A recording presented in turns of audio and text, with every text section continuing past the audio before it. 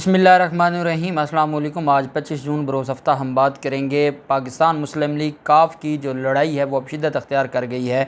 चौधरी वजाहत के बाद चौधरी शुजात हुसैन ने भी अपना रद्द-ए-अमल दे दिया और बड़ा सख्त रद्द-ए-अमल दी है और मामला अब गालम गलूच पर आ गया है। चौधरी जिनका इत्तेहाद आपस में तावन हमेशा मिसाल दी जाती थी, इस हद तक आसिफ जरदारी ने उनका बेड़ा गर्क किया है और 5 मुलाकातें हुई हैं इनकी आपस में।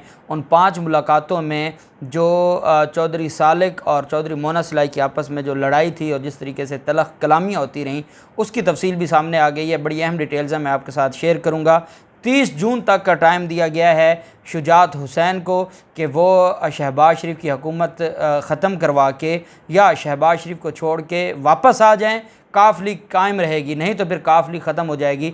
बड़ी अहम तफसीलात हैं जो मैं आपके साथ शेयर करने जा रहा हूँ। पहले मैं आपको बताता चलूँ कि मोना सिलाई के ख़िलाफ़ जो मुकदमा था उसमें मोना सिलाई ने जो जवाबात जमा करवाए हैं, आज मज़ीद उसकी तफसीलात सामने आ गई हैं। और एक और चपड़ासी का जो पहले मकसूद चपड़ासी था, अब नवाज़ चपड़ासी का इजाफ़ा हुआ है पाकिस्तान की सियासत में, क्योंकि पाकिस्तान में जो मनी लॉन्ड्रिंग और करप्शन का मामला है और जितने भी सियासी ख़ानदान हैं, या आप कह सकते हैं कि जैसे जरदारी ख़ानदान है, शरीफ ख़ानदान है, इसी तरह से चौधरी ख़ानदान भी अपने बड़ों से लेके अपने छोटों तक सियासत को बिज़नेस बनाकर चला रहे थे और इनके ख़िलाफ़ मुकदमात भी थे।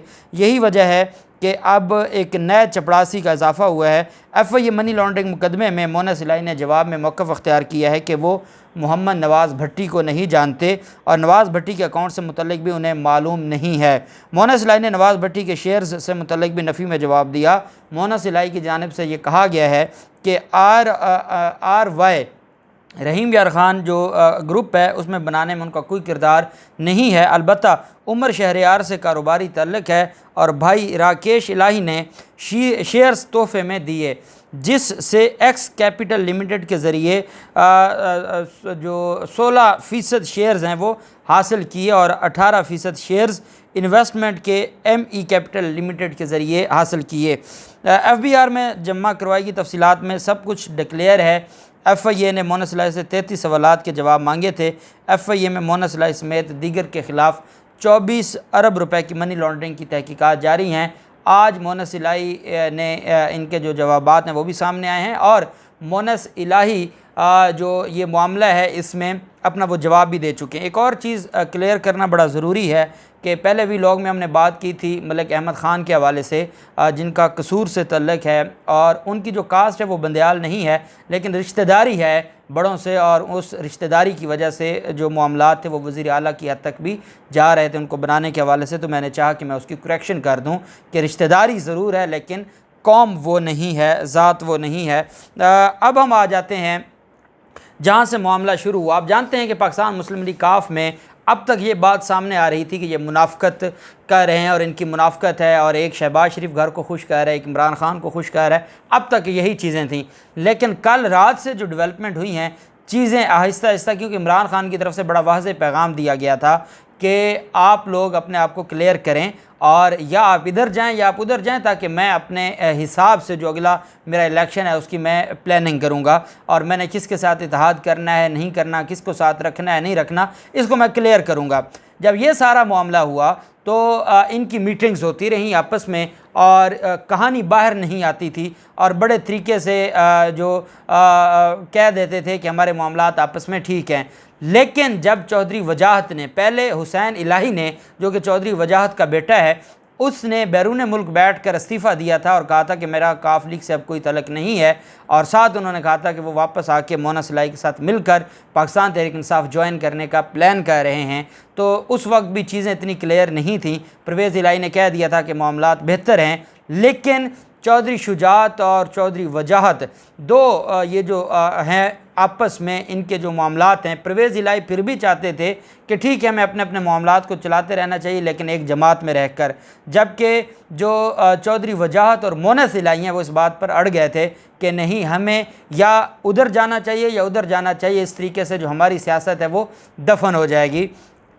मामलात तय हो गए थे और मामलात तय होने के बाद आसिफ जरदारी चौधरी शुजात के पास पहुँचे और आसिफ जरदारी ने जाके डॉलर्स दे के ख़रीद लिया, जिसका इल्ज़ाम चौधरी वजाहत ने लगाया है। चौधरी वजाहत की तरफ से जो इन पर इल्ज़ाम लगाया गया है, उनका ये कहना है चौधरी शुजात हुसैन और उनके बेटे के हवाले से कि तारिक बशीर चीमा ने इनके ख़ानदान को तकसीम किया है, जबकि चौधरी शुजात को उनके बेटों ने यरगमाल बना रखा है। उन्होंने अफसोस करते हुए कहा कि चौधरी शुजात का बेटा जरदारी से डॉलर मांग रहा है, जबकि इनका कहना था कि सालेक हुसैन का गुजरात की सियासत से कभी कोई ताल्लुक़ ही नहीं रहा। उन्होंने ये भी कहा कि जो ये सारे मामलात हैं ये अब इनके हाथ से निकलते जा रहे हैं। 30 जून का अल्टीमेटम हम दे रहे हैं कि या तो चौधरी शुजात और सालेक हुसैन शहबाज शरीफ की हुकूमत छोड़कर वापस आ जाएं 30 जून तक, तो हम इनके साथ हैं और काफ लीग नहीं टूटेगी, या चौधरी वजाहत ने कहा फिर हम अपनी जमात बनाएंगे और हम मज़ीद इंतज़ार नहीं कर सकते इन लोगों का या चौधरी शुजात का या उनके बेटे का। और हमें पता है कि हमारे साथ मामलात तय करने के बाद आसिफ जरदारी ने आके इनको दोबारा ख़रीद लिया। पहले ख़रीदा था, फिर हमने इनको मना लिया था और फिर दोबारा आसिफ जरदारी का एक फेरा पड़ा और ख़रीद कर वो चले गए और भाइयों को छोड़ दिया चौधरी शुजात ने। यह चौधरी वजाहत की तरफ से बयान आया। अब जो इनकी आपस में 5 मुलाकातें थीं, उसका सारे का सारा जो कट्टा छटा है वो खुल गया कि कब कब इनकी मुलाकातें हुई और उसमें क्या क्या डिस्कस होता रहा और उसमें फैमिली के कौन कौन लोग मौजूद थे। इनकी जो इख्तलाफात ख़त्म करवाने के हवाले से बड़ी कोशिशें होती रहीं और ये तकरीबन 2 माह से कोशिशें जारी रहीं। 2 माह में इनकी 5 बार आपस में बिलमुशाफ़ा गुफ्तगू भी हुई है और मुलाकात भी हुई है और उसमें ये कोशिश करते रहे हैं कि ये मामलात किसी तरीके से ख़त्म हो सकें। इन मुलाकातों में चौधरी शुजात भी मौजूद रहे हैं, चौधरी परवेज़ इलाही भी मौजूद थे और चौधरी वजाहत हुसैन, तीनों भाई भी थे, और चौधरी मोनस इलाही भी था और चौधरी सालेक हुसैन भी। ये सारे के सारे उन मुलाकातों में मौजूद थे। पंजाब की सियासत के इस बड़े ख़ानदान का जो सियासी बंटवारा ये आपस में कह रहे थे कि आप उधर उनके साथ रहें, हम उनके साथ रहें, उस पर इनकी मुलाकातें होती रहीं। ताहम फिर ख़ानदान के सीनियर लोग इस कोशिश में रहे कि किसी तरीके से इस इत्तेहाद को बरकरार रखा जाए, और जो इनकी जमात के चंद एक लोग थे और इनके पुराने कारकुनान थे, उन्होंने भी कोशिश की कि चौधरियों का जो घर है वो टूट फूट का शिकार है, इनको इकट्ठा किया जाए। इस हवाले से जो ये मुलाकातें हैं उनका इंकशाफ हुआ है। ताहम ये तमाम मुलाकातें बेनतीजा साबित हुई हैं। काफ लीग में जो इख्तलाफात की ख़बरों के हवाले से चंद रोज़ के दौरान एक के बाद दीगरे ये 5 मुलाकातें हुई हैं और चौधरी शुजात और परवेज़ इलाही की मौजूदगी में सब ने इन मीटिंग्स में शिरकत की है। और इन रिपोर्ट्स के मुताबिक परवेज़ इलाही और चौधरी वजाहत की जानिब से सालेक हुसैन को हुकूमत छोड़ने का कहा गया, और ये कहा गया कि जिस तरीके से मुस्लिम लीग नून ने और हमज़ा शहबाज ने परवेज़ इलाही को बेइज्जत किया है और असम्बली में और तशद्दुद किया है और अब मोनस इलाही के ख़िलाफ़ मुकदमा दर्ज किए हैं, अगर कोई थोड़ी सी भी गैरत बची है तो आप शहबाज शरीफ और उनकी हुकूमत को छोड़कर हमारे साथ शामिल हो जाएँ। इसमें यह बात भी हुई है कि इमरान ख़ान के हवाले से आप ये कह सकते हैं कि अगर हम इमरान ख़ान के साथ खड़े हैं तो इस वजह से खड़े हैं कि शरीफ ख़ानदान ने हमें हमेशा ज़लील किया है और अब भी ये ज़लील करेंगे। अगर ये मुश्किल में और हम इनका साथ देते भी हैं तो ये हमें डॉलर तो दे देंगे लेकिन इज़्ज़त नहीं मिलेगी। दूसरी तरफ मोनस इलाही ने यह भी कहा कि आप ये भी जानते हैं कि हम इमरान ख़ान के साथ खड़े होंगे तो हमें एक चाय की प्याली भी नहीं मिलेगी, लेकिन एट लीस्ट हमारी सियासत बच जाएगी और हमें अपनी सियासत बचानी चाहिए, क्योंकि अब सियासत वो पुराने वाली नहीं रही कि कभी उनको ब्लैकमेल करके कभी उनको ब्लैकमेल करके अपने मामलात को चलाया जा सके। जब इनका चौधरी वजाहत फौरी तौर पर हुकूमत से निकलने के हक़ में थे ताकि पार्टी का एक ही मौक़िफ़ हो, पहली 3 मीटिंग्स में सालेक हुसैन ने कहा कि हुकूमत छोड़ने के लिए उन्हें वक्त दिया जाए, वो तैयार हैं। उसके बाद इन मीटिंग्स, पहली 3 मीटिंग्स के बाद चौधरी शुजात और इनके बेटों से दोबारा मुलाकात होती है आसिफ जरदारी की। अगली मीटिंग्स में सालेक हुसैन ने क्लियर कह दिया कि हम दोनों ग्रुप्स को अपना अलहदा मौक़िफ़ रखना चाहिए। चौधरी शुजात के बेटों ने परवेज़ इलाही से कहा कि आप इमरान ख़ान के साथ रहें, हम शहबाज शरीफ के साथ रहते हैं और काफ लीग एक ही रहने दें, क्योंकि हमें यहाँ से डॉलर मिल रहे हैं, आप वहाँ अपनी सियासत बचाएं और हमें, और ये आसिफ जरदारी के उनको होगा कि आप भाई आपस में लड़ें भी नहीं, एक भाई हमारे साथ खड़ा हो जाए, दूसरे उनके साथ खड़े हो जाएं और मामलात चलते रहें। उस पर फिर मोनस इलाही ने कहा कि ये मामलात ऐसे नहीं चलते, अब वो सियासत नहीं रही। मोनस इलाही और चौधरी वजाहत ये एक पेज पर हैं। इन दोनों ने उस मौक़िफ़ को मुस्तरद किया और कहा कि हम इस तरीके से अब मामलात को नहीं चला सकते, और फिर ये जो 5 मीटिंग्स थी इनका कोई फ़ायदा ना हुआ और इनका कोई नतीजा ना निकल सका। मज़ीद इख्तिलाफ़ को हवा ना मिलने की हिकमत अमली के तौर पर चौधरी शुजात ने वजाहत के बयान के बाद कहा कि हम इस सारे मामले पर और अपने बेटों को भी बयान देने से रोका था, लेकिन ऐसा कुछ हुआ कि आज शाम चौधरी वजाहत ने अपने ट्विटर अकाउंट से जो चौधरी वजाहत है उसके बयानात के को रद्द करते हुए सख्त जवाब दिए हैं। पहले उन्होंने चौधरी शुजात ने कहा है कि मेरे छोटे भाई चौधरी वजाहत हुसैन ने हमारे घर गुजरात में लोगों से चंद बातें की हैं। नेशनल लेवल के एक बड़े लीडर आसिफ जरदारी, बड़ा इस वजह से है नेशनल लेवल का कि डॉलर वो ज़्यादा देता है, कहते हैं कि नेशनल लेवल के एक बड़े लीडर आसिफ अली जरदारी के मुतल्लिक़ इल्ज़ाम तराशी की है और मेरे बेटों पर इल्ज़ाम लगा है कि इन्होंने डॉलर मांगे हैं। अगर इन्होंने ये बातें की हैं तो ये नहायत बेहुदा बातें हैं।